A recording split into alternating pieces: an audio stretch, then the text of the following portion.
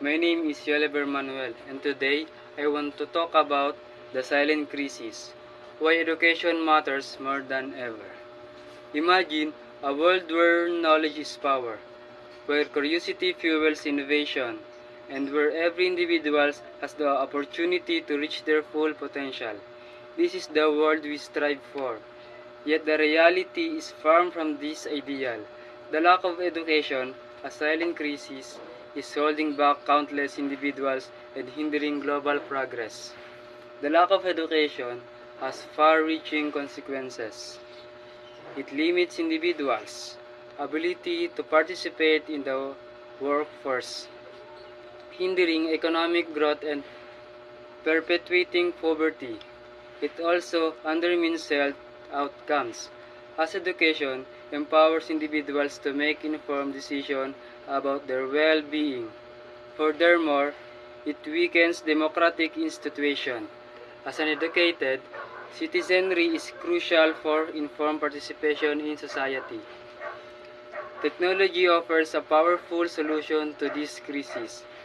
Innovative educational platforms and online learning resources have the potential to bridge geographical barriers and provides access to quality education for all. However, it's crucial to ensure equitable access to technology and digital literacy for all. Addressing this crisis requires a collective effort.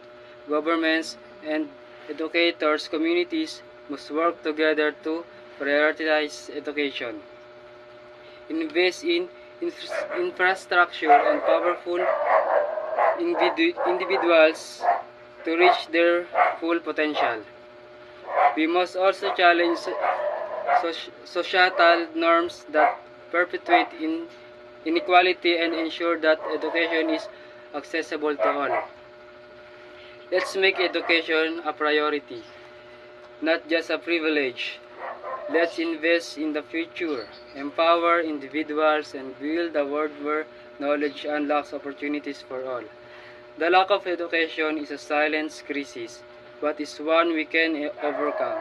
By investing in education, we invest in a brighter future for all. Let's work together to ensure that every individual has the opportunity to learn, grow, and contribute to a better world. Thank you.